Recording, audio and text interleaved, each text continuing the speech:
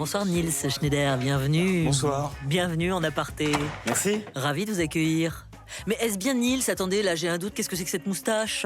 Ah, oui, c'est pour un personnage, un nouveau film. C'est pas Astérix. D'accord. Un film en costume? Un film en costume, un film d'époque. Où joue le général Leclerc. Ah, très bien. Donc ça tourne en ce moment? On tourne, oui, on a commencé cet été. Et puis c'est un très long tournage. Et là, je pars au Maroc, dans le désert, tourner tout le mois d'octobre. Bien. Alors voilà, ceci drôle. explique cela. Maintenant que je vous retrouve, je sens que vous êtes quelqu'un en mouvement. Je vois vos jambes, évidemment, et vos grands pas dans cet appartement. C'est une petite timidité qui se cache par cette déambulation? Ah oui, j'essaie de prendre possession Oui, de, je vous en prie, vous de avez chez moi. raison. Hein. Mais bien sûr. Très beau. Très beau, ça va? Vous validez? Ouais, je valide. Après, il n'y a pas assez de bordel. Ah, je comprends. D'accord. Faites très comme vous plus de voulez. Alors, bordel. si vous voulez, inverser, bouger les coussins, etc. Vous êtes Non, ici je chez vais pas vous. me permettre. Ah Ok. bon? Ok. Ouais, un peu. Je vous invite à vous asseoir, parce que Ok. sinon je vais avoir le mal de mer. D'accord, pardon. Non, je plaisante. Vous avez bien refermé la porte en entrant, bien sûr. Oui. Vous avez vérifié que les clés, le téléphone, etc., et vos lunettes étaient soit dans la loge, soit dans les mains de quelqu'un que vous connaissez bien? Alors, c'est vrai que je perdais vraiment tout, quoi. Par exemple, mon téléphone, je me souviens que je le perdais. Et mes cartes bancaires, je les perdais tous les jours. À un moment, je revenais tous les jours m'acheter demander. J'avais une assurance. Je demandais un nouveau téléphone chez Orange et le mec refusait. À un moment, il a dit non, c'est trop, là, c'est trop. Il refusait de me vendre son téléphone. Et les cartes bancaires, j'étais à un moment à 56 cartes dans l'année. Mais non. Alors attendez, parce que à ce moment-là, ça devient presque une sorte de pathologie. Oui, ça va c'était mieux? pathologique. C'était absolument pathologique. C'est absolument pathologique, mais ça va mieux. Ouais, ça va mieux. C'était plus dans ma vingtaine, ouais. Dans votre vingtaine. Bon, bah écoutez, on va faire davantage connaissance, évidemment, parce que on a fouiné gentiment dans votre histoire, dans votre trajectoire. On est allé un petit peu voir du côté de Montréal, bien sûr, parce que vous y avez passé un certain nombre d'années. Vous aviez 8 ans, je crois, quand vous êtes parti. Exactement. Je suis parti à 8 ans. Avec mes parents, on est parti 1 an au Québec pour l'aventure, pour voir un peu ce qui se passait ailleurs. Et puis on est vraiment tous tombés amoureux de cette province, qui est le Québec. Et puis, on a retardé notre retour. Tous les ans, on se réunissait et puis on se disait qu'est-ce qu'on fait? On rentre ou on reste? Et puis finalement, on est resté 15 ans. 15 ans. Ouais. 15 ans, il vous en reste un peu d'accent? Alors... Des expressions, forcément. Oui, mais même quand je parle avec mes frères, l'accent revient tout de suite. Par exemple? Avec vous, j'aurais du mal. Avec vous, j'aurais du mal à le faire. C'est comme une autre personnalité.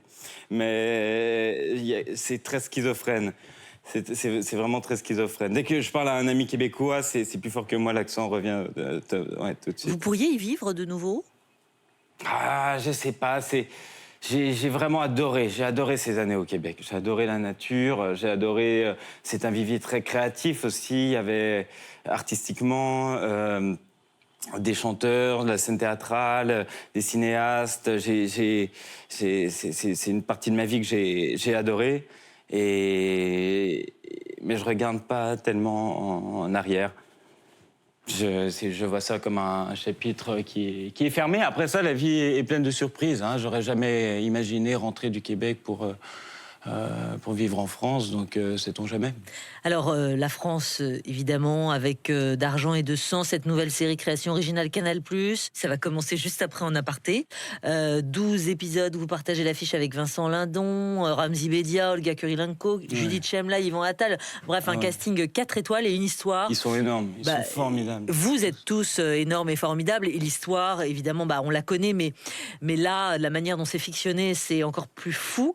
C'est cette fameuse arnaque à la taxe carbone. 2 escrocs de Belleville qui s'associent à un trader des beaux quartiers. C'est vous, Niels, pour détourner des milliards d'euros et qui sont traqués par un enquêteur obsessionnel. On regarde. Comment ça va, l'avocat? Ça va et toi? Allez, monte. Monte, justifie tes honoraires. Ça va, j'ai juste des papiers à te faire signer. Ah non, moi je signe rien du tout. Les avocats ils te font signer n'importe quoi, c'est les pires. T'arrêtes. Bon, tout roule pour la SCI? Ouais, ça va. Il t'a aidé le notaire? C'est qui? C'est Attal, c'est un cador. Mais toi, raconte. Tu les as rencontrés comment, ces types? C'est des Tunisiens, c'est ça? C'est eux qui sont venus me voir. C'est des mecs de Belleville. J'ai joué plusieurs fois avec eux au poker, au cercle. Va pas te foirer avec des mecs comme ça, d'accord? Ils vont te dépouiller, les Tunisiens. Ça sent bon leur truc. Puis tu risques quoi avec les détournements de TVA? Bah, c'est l'escroquerie, mon frère. C'est pénal. En plus, si vous êtes à plusieurs, ça peut vite chiffrer. D'ailleurs, il y a un nouveau service qui a été créé qui surveille les arnaques à la TVA. Ah ouais? Ouais. Et le patron, c'est un ancien juge. Bon, par contre, c'est pas des flics. C'est des douaniers. Des douaniers, mais ils vont faire quoi les douaniers? C'est des clodos les douaniers. Pff, c'est ça, amuse-toi. Putain, c'est le beau-père. Tu veux faire Shabbat avec nous? Oh non, j'ai toute la semaine à la maison. Ouais, tu vas plus t'amuser que nous. Il y a du dialogue, mais il y a des scènes folles aussi. Ouais. Bien sûr, il y a une aventure. C'est un thriller, en fait, adapté du livre du journaliste Fabrice Arfi. Ouais. Cette affaire, à l'époque, elle a fait vraiment le tour et les gros titres de l'actualité. Vous la connaissiez? J'avais lu l'enquête dans Vanity Fair. Et puis, j'avais vu la série Netflix réalisée par Guillaume Niclou, Les Rois de l'arnaque, je crois. Et c'est une histoire complètement folle, C'est ça. complètement... On est vraiment dans quelque chose d'extrême. d'extrême et qui brasse énormément de questions, qui s'appuie d'ailleurs sur l'époque, qui est très représentatif finalement de l'époque, avec des personnages qui sont vraiment, oui, le produit de cette époque, ce goût de la célébrité, du luxe, d'individualisme, cette arnaque qui a pu être faite parce que le gouvernement voulait d'abord lutter contre le réchauffement climatique. Donc c'est quand même des escrocs qui se font aujourd'hui passer sur les plateaux de télévision pour des Robin des Bois, mais qui ont volé de l'argent public, qui auraient dû servir à des lits d'hôpitaux, et un marché qui a été fait. Ça raconte énormément de choses, en fait, sur la politique, sur la finance, sociologiquement, sur justement ces escrocs de Belleville qui rencontrent ce blouson doré des beaux quartiers. Alors c'est vous d'ailleurs, hein, cet ancien Golden Boy, devenu effectivement l'un des plus grands escrocs des temps modernes. Comment on s'empare d'une telle matière? Il est haut en couleur, hein, il avait tout, ce gamin, et puis il a basculé.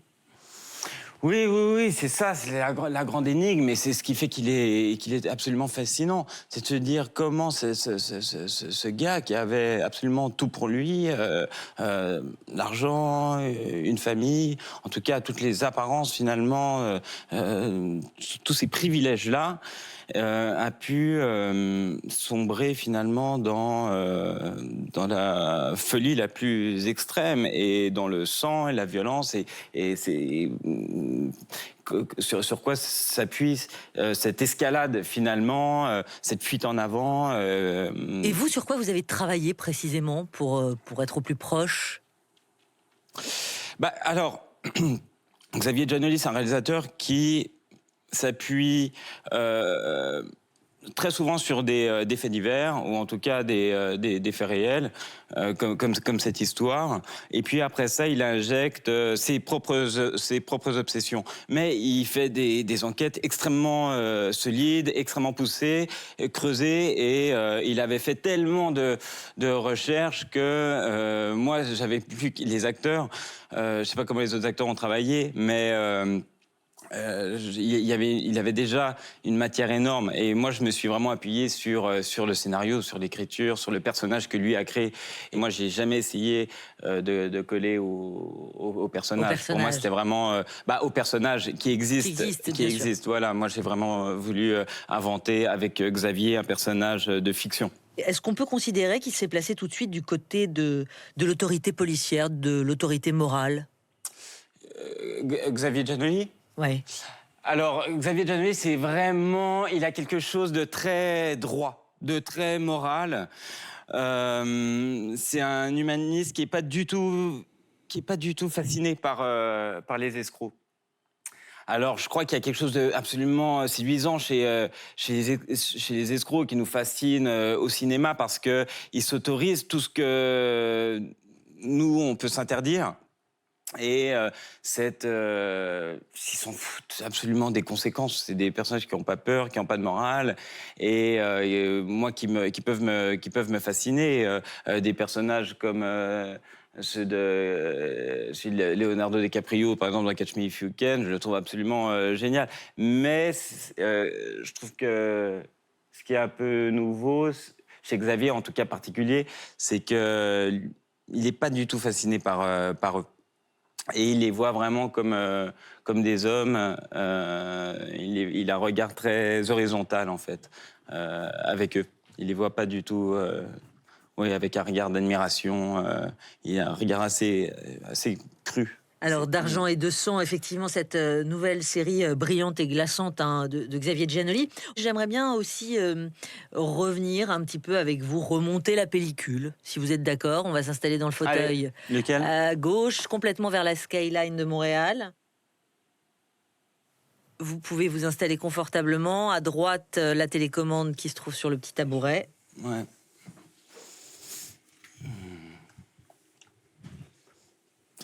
Alors j'espère qu'il n'y aura pas trop d'images de moi. Ah bah, un petit peu quand même. J'ai du mal à me voir.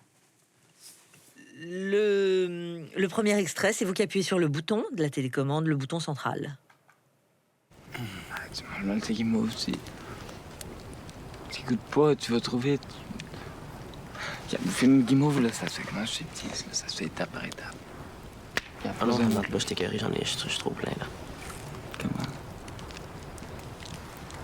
Bon, là, tu vas faire ce que je vais te dire, OK? Tu vas commencer par y enlever son code. Pardon? Son code, son enveloppe, là, sa petite peau, là. Tu sais, la petite couche brûlée, là, dorée. OK. Tu commences par ça. OK.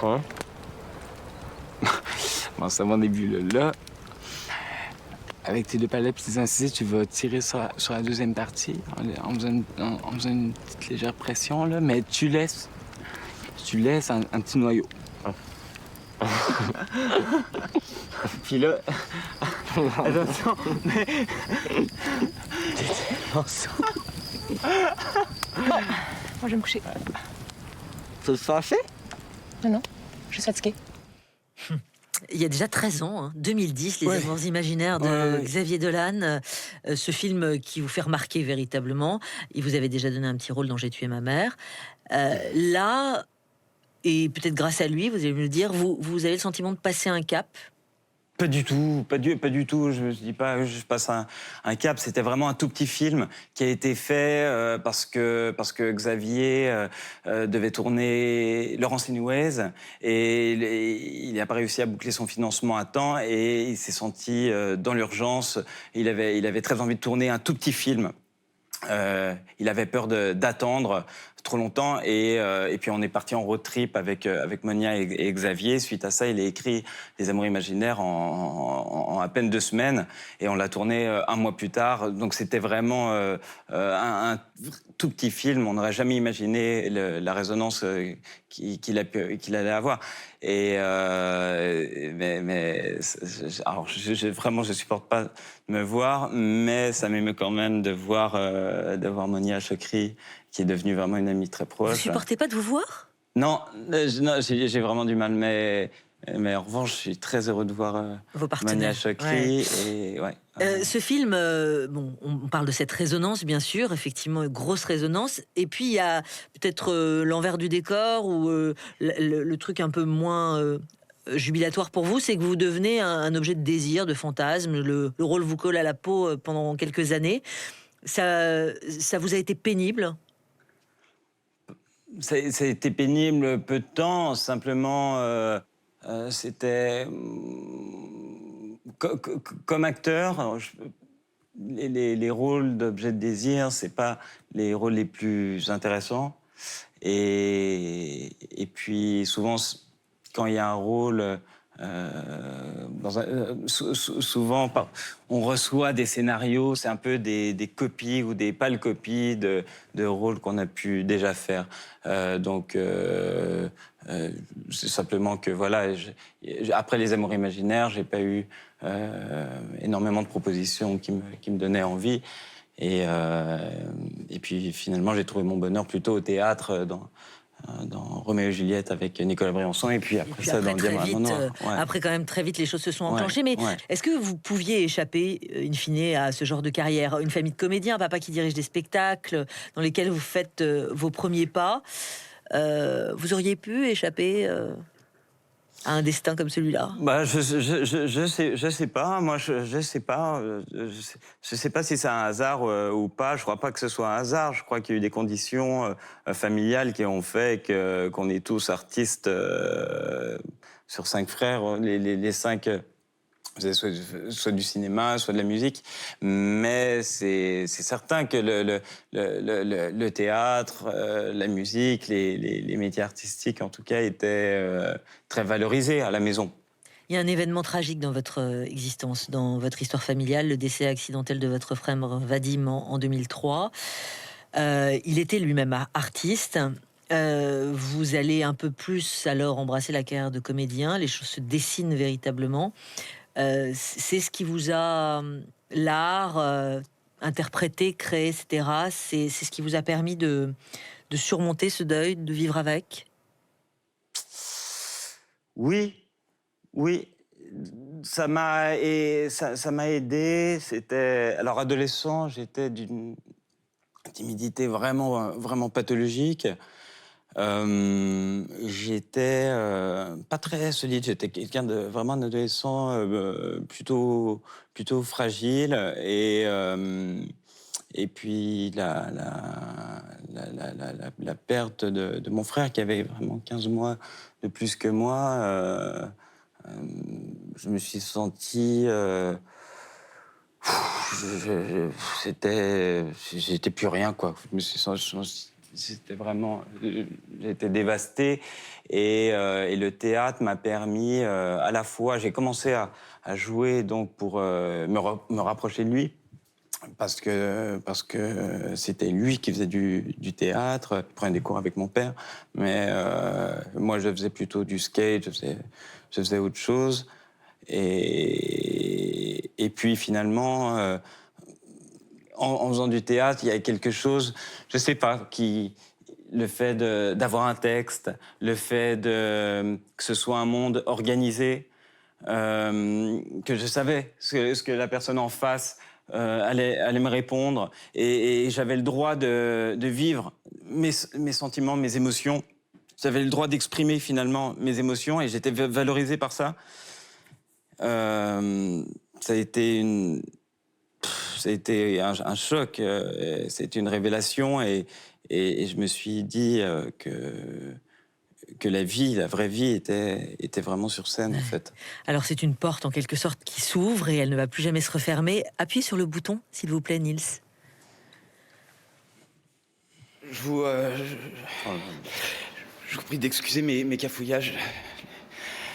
Les mots ont tendance à se télescoper dans les moments de joie, comme celui-ci.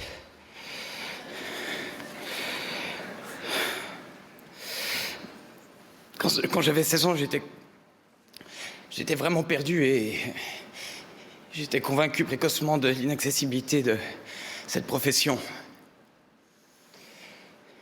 Merci donc à tous ceux qui m'ont prouvé le contraire, qui ont combattu mon scepticisme. Je pense particulièrement à mon père qui l'a prouvé encore ce soir, en prenant l'avion de Montréal pour être à mes côtés. Vous n'avez pas aimé? Non, je supporte pas. Non. Pourtant, vous êtes extrêmement touchant et vous embarquez évidemment la salle. Tout le monde vibre en vous entendant, en vous regardant. Cette émotion, cette authenticité, elle transpire. C'est très bizarre parce que, en plus, fondamentalement, j'ai jamais rêvé d'avoir de César, et véritablement, je m'en fous, en plus. Et je sais pas pourquoi, finalement, j'ai été aussi touché. Je crois que c'était pour mes parents. Je sais que ça faisait plaisir à mes parents, puis il y avait un lien, justement, je sais pas, avec mon frère. Je me disais que mes parents allaient être fier, aller voir une sorte de continuité finalement de mon frère, et c'est peut-être pour ça que j'ai été aussi ému. C'était pour Diamant Noir, 2016, hein, Arthur Harari qui signe ce premier film, qui a d'ailleurs signé récemment Onoda l'année dernière, et c'est le César donc du meilleur espoir masculin.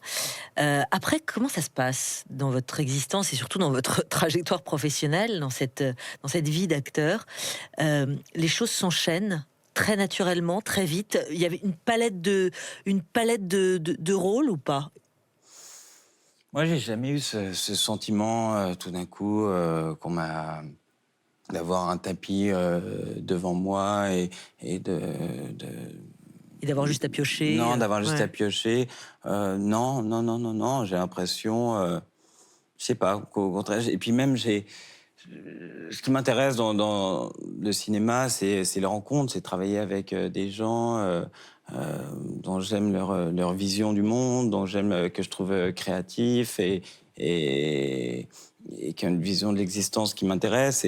Et parfois, j'ai lu une phrase, je sais plus qui disait ça, que parfois on cherche le sens de la vie, puis on rencontre des individus qui en donnent une, finalement. Et cette rencontre avec Arthur, tout d'un coup, les choses avaient un sens. Un quoi. sens. Ouais, ouais. Vous faites ce métier, vous êtes regardé, mais vous regardez aussi, vous. Appuyez sur le bouton, s'il vous plaît. Tu crois que c'est facile pour moi de m'occuper de Simon toute seule dans son état? Hein? Pour toi, c'est facile de fuir, de faire comme si on n'existait pas, parce que tu sais que ta mère portera la croix. La croix. Sois pas mélodramatique. J'ai plus 11 ans, je te connais. Qu'est-ce que tu essaies de me dire, Elena? Que c'est pas dur? Qu'est-ce qu'il faudrait que je fasse? Que tu le places dans un endroit, ils peuvent s'occuper de lui comme il faut, merde!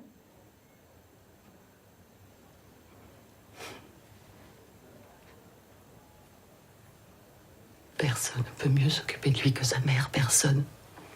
Jamais. Que toi, tu sois incapable de comprendre ça, ça me brise le cœur.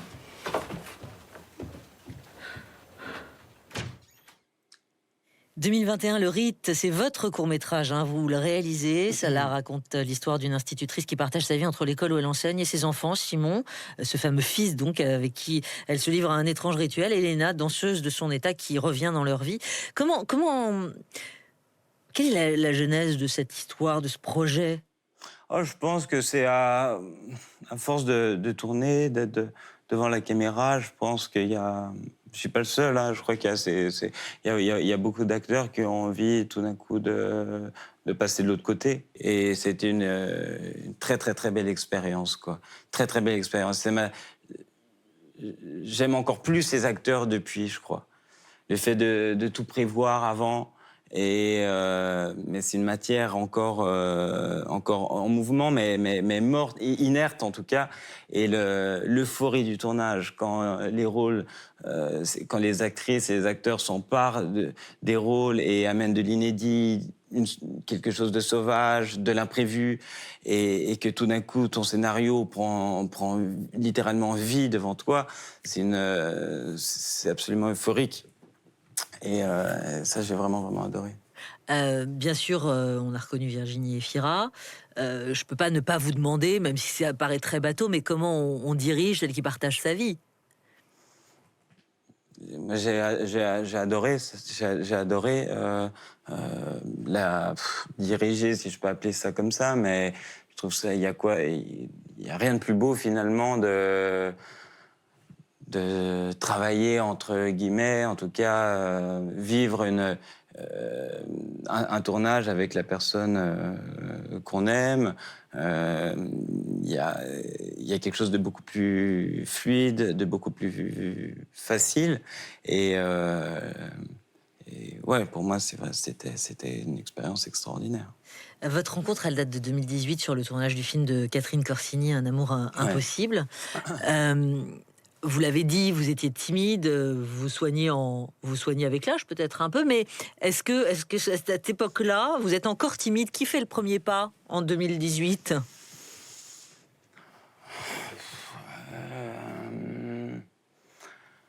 Alors,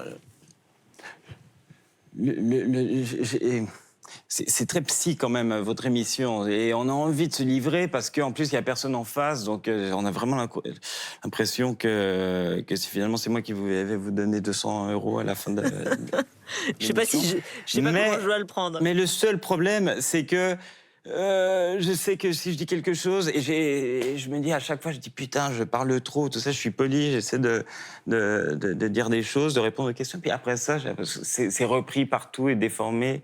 Et ça, parfois, j'ai du mal avec... je peux avoir du mal avec ça. Mais du coup,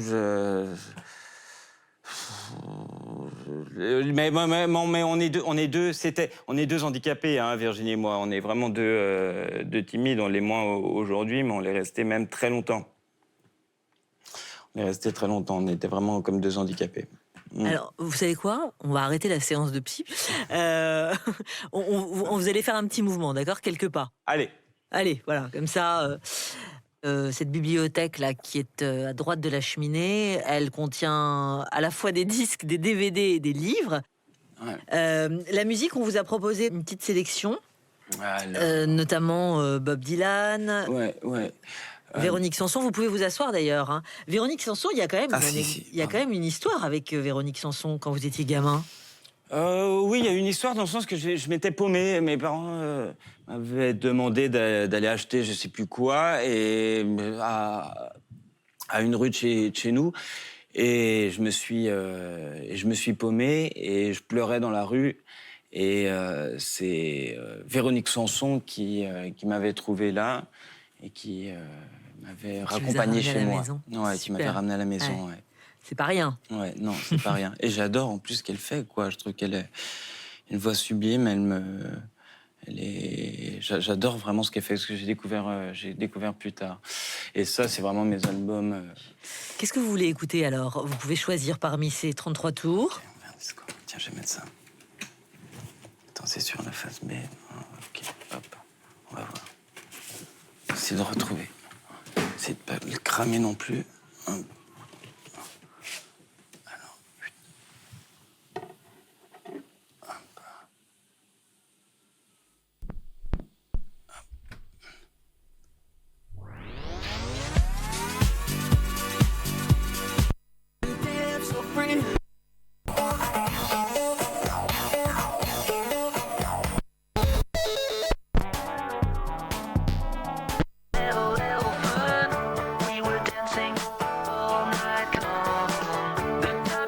Bon, je l'ai pas trouvé, mais c'est super ça, c'est bien. C'est pas grave. Ah, il y a Leonard Cohen aussi.